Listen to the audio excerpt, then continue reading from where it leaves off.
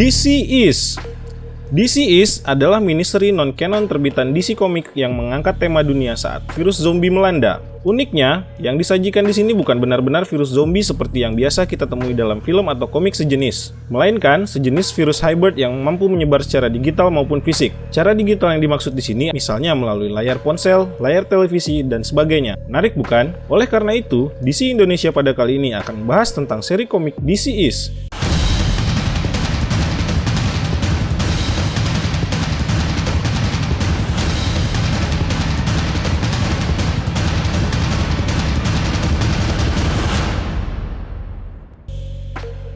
Sebelum kita lanjutkan, bagi teman-teman yang belum subscribe channel DC Indonesia, ayo subscribe untuk mendukung channel ini lebih baik untuk kedepannya. Sebenarnya, cerita di komik ini bukanlah cerita canon atau cerita utama. Maka, Tom Taylor selaku penulis di komik ini bisa dengan bebas membantai para superhero yang ada. Batman yang biasanya jadi andalan di saat-saat genting saja, belum apa-apa sudah menemui ajal.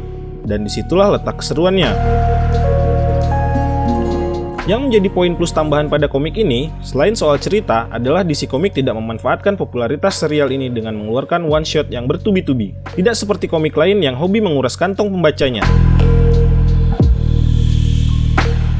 Isu pertama, tanggal rilis 1 Mei 2019. Justice League berhasil menggagalkan serangan Parademons dan Darkseid. Tim Justice League memberitahu Dewa Kegelapan Darkseid untuk tidak pernah kembali ke bumi. Dia pun mengalah dan berkata bahwa dia tidak perlu untuk kembali, karena dia sudah memiliki apa yang diinginkannya. Green Arrow dan Black Canary pun bingung.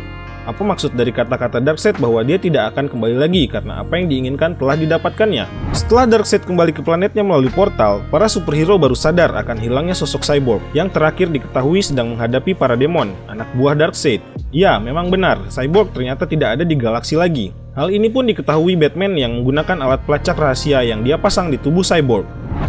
Cerita beralih ke Apokalips. Di sana ada Desat yang menanyakan tentang anti-life equation pada Cyborg, yang ternyata sedang disandera di sana. Cyborg mengaku tidak tahu menahu mengenai hal tersebut. Desat memberitahu Cyborg bahwa separuh dari anti-life equation sudah dimiliki Darkseid, sementara separuhnya lagi ia yakini berada di bumi.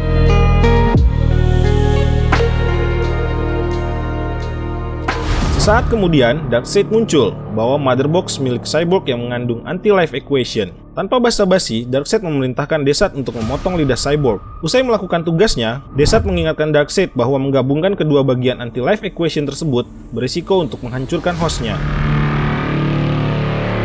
Untuk mengatasinya, Darkseid lalu membangkitkan kematian. Ia memanggil Black Racer, mengambil paksa sebagian isi tubuhnya dan menggabungkannya dengan anti-life equation. Tanpa disangka, hal tersebut justru berimbas fatal. Anti-life equation yang baru menjadi sebuah virus digital yang membawa kematian bagi siapa saja yang terinfeksi. Desat yang kebetulan kebal terhadap virus tersebut segera mengembalikan Cyborg ke bumi. Namun, usahanya sia-sia. Darkseid yang sudah terlanjur terinfeksi beberapa saat kemudian meledak dan menghancurkan planet Apokalips.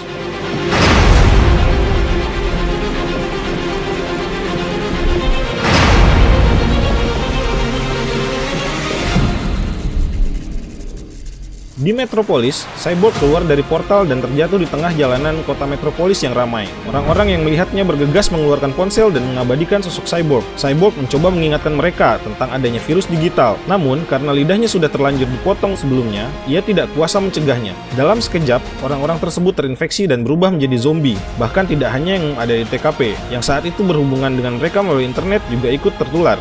Sementara itu, Superman yang sedang menemui Big Barda dan Scott Free atau Mr. Miracle untuk merencanakan misi penyelamatan Cyborg yang sedang ditahan di sana oleh Darkseid. Namun, tiba-tiba ia mendengar teriakan dari kejauhan. Ia terkejut melihat apa yang terjadi pada penduduk Metropolis yang sudah terinfeksi virus. Dia terbang ke apartemen keluarganya untuk menyelamatkan istri dan anaknya. Ternyata, anaknya John sedang bersama Damian lagi asik bermain PS5.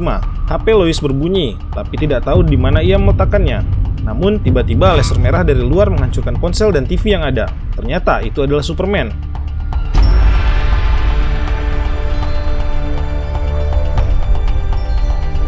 Superman berjanji pada Damian Wayne bahwa dia akan menemukan ayahnya, membentuk liga, dan mengatasi histeria massal.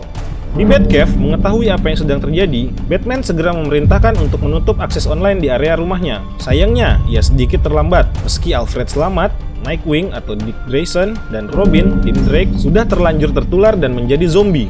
Keduanya langsung menyerang Batman dengan brutal.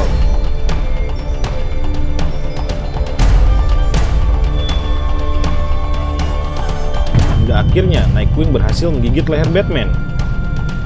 Dari premis cerita ini memang menarik untuk diikuti. Virus yang menyebar melalui media digital dan online jelas akan sulit untuk dihindari. Masuk akal jika disebutkan dalam waktu beberapa jam saja sudah ada 600 juta jiwa yang terinfeksi dan menjadi zombie. Sayangnya belum ada kejelasan apakah virus ini juga akan menular melalui gigitan zombie seperti pada umumnya. Jika iya, akan menarik melihat seperti apa kelanjutan ceritanya. Ingat, di akhir halaman Batman sudah tergigit oleh Nightwing. Sampai di sini cerita isu pertama dari seri DC Is. Like video ini jika kalian suka dan share ke semua sosial media kalian. Salam DC Indonesia, karena kita pecinta DC dari Indonesia.